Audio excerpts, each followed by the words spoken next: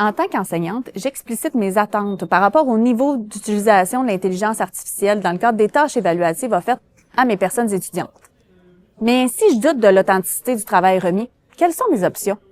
C'est ce dont nous discutons aujourd'hui avec Cindy Lafrenière, conseillère juridique du côté du secrétariat général de l'UQTR. Bienvenue à cette capsule La pédagogie en question spéciale IA.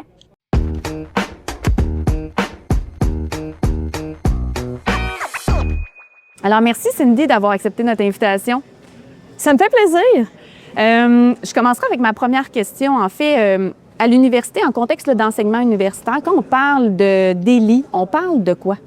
Bien, les délits relatifs aux études sont prévus dans un règlement qui s'appelle le règlement relatif aux études. Il y en a vraiment une liste, là, plusieurs qui sont consultables, là, sont en ligne. Essentiellement, quand on reçoit des dénonciations au comité de discipline, c'est beaucoup du plagiat, avoir accès aux questions d'un examen avant l'examen sans être autorisé ou diffuser les questions d'examen. Par exemple, après l'examen, ça se pourrait qu'il y ait des étudiants qui repassent le même examen. S'ils diffusent les questions à d'autres, bien là, ça donne un avantage. Donc ça aussi, c'est un délit. Être en possession de matériel interdit, comme un téléphone cellulaire, par exemple. Puis là, on n'a pas besoin de démontrer que l'utilisation du téléphone cellulaire a été faite ou que s'il y avait de l'information qu'il avait accès sur son téléphone, juste le fait de l'avoir, c'est suffisant. Fournir une aide qui n'est pas autorisée ou contrevenir pas utiliser les technologies de l'information conformément aux consignes aussi, c'est des délits qu'on voit plus fréquemment. Là.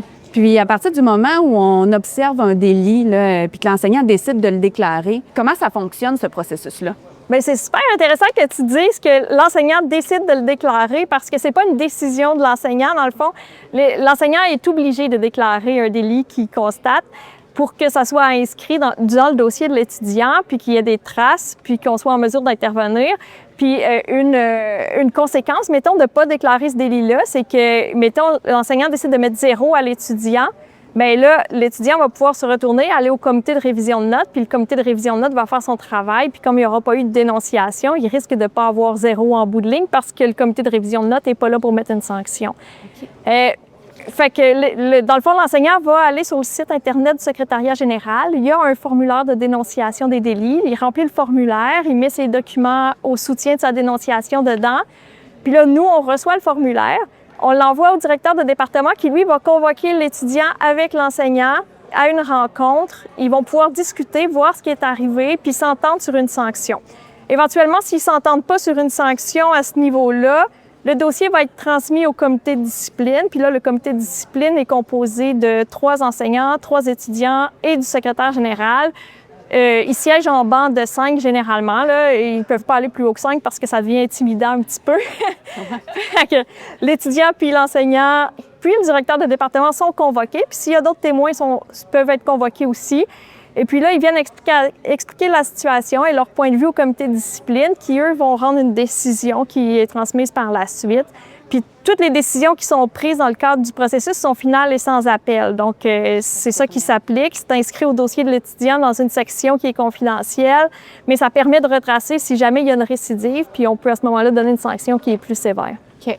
Puis ça m'amène à poser la question suivante. Est-ce qu'on parle d'un processus de déclarer un formulaire par étudiant ou ça peut être plusieurs étudiants concernés?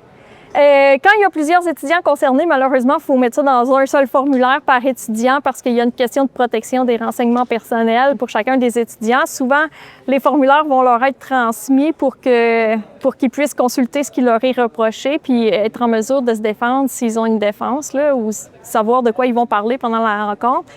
Puis, ben là, on veut pas qu'il y ait accès aux informations des autres étudiants qui pourraient être concernés. OK, moi, ça va de soi. Ça m'amène à poser la question suivante aussi. Tout à l'heure, on a parlé finalement un peu, pas dans ces termes-là, mais de preuves que l'enseignant cumule là, pour déposer dans le dossier de l'étudiant pour reconnaître le délit. Mais dans le fond, si on utilise l'intelligence artificielle pour réaliser une tâche évaluative, quel genre de preuves qu'on peut... Est-ce que c'est un délit, ça, utiliser l'intelligence artificielle pour faire des travaux? Quel genre de preuves qu'on peut accumuler? Bien, l'utilisation de l'intelligence artificielle en tant que telle, c'est pas un délit relatif aux études en vertu du règlement parce qu'il y a certains cours, il y a certaines spécialisations où ça peut être utile, puis Ça peut faire partie du programme d'études même ou de la recherche, d'utiliser l'intelligence artificielle. Par contre, il y a des délits qui sont applicables, qui font en sorte que ça pourrait être un délit. Comme par exemple, en cas de plagiat, si c'est copié-collé intégralement sans citer la source, si les références sont pas les bonnes, parce qu'on voit souvent ça avec l'intelligence artificielle, là, puis c'est souvent la meilleure façon de le trouver, c'est que les références n'existent pas, les références sont mal citées ou les références disent simplement pas ce que l'étudiant dit que ça devrait dire, là. Ça, c'est souvent la meilleure façon de le faire. Quand il y a l'utilisation de la BIC aussi, ce qu'on voit, c'est que s'il y a un copier-coller, il y a un décalage qui permet d'identifier que là, il y a eu accès à des sources auxquelles il n'aurait pas dû avoir accès si c'est un examen à livre fermé, là, ça. Oui. Puis copier-coller aussi, ça permet de dire que c'est du plagiat, tu l'as pas écrit toi-même. Ouais. Fait que il y a ces volets-là qui sont plus faciles. Après ça, de juste dire il y a eu utilisation de l'intelligence artificielle et c'était pas permis, ça pourrait être un délit. C'est juste qu'au niveau de la preuve, ça devient extrêmement complexe à prouver parce qu'on n'a pas d'outils qui nous permettent là, de démontrer fiablement que c'est vraiment utilisé. Oui, c'est ça. Donc, j'en retiens là, qu'effectivement, si on suspecte une mauvaise utilisation selon le niveau que l'enseignant a ciblé, qui a explicité dans le cadre de son cours ou de la tâche évaluative qui était à faire, si on suspecte une mauvaise utilisation du niveau, par exemple un niveau 3 par rapport à un niveau 2, là, au regard du guide destiné à la personne enseignante sur l'intelligence artificielle, bien là, on se lance dans un parcours plus ou moins là, sinueux.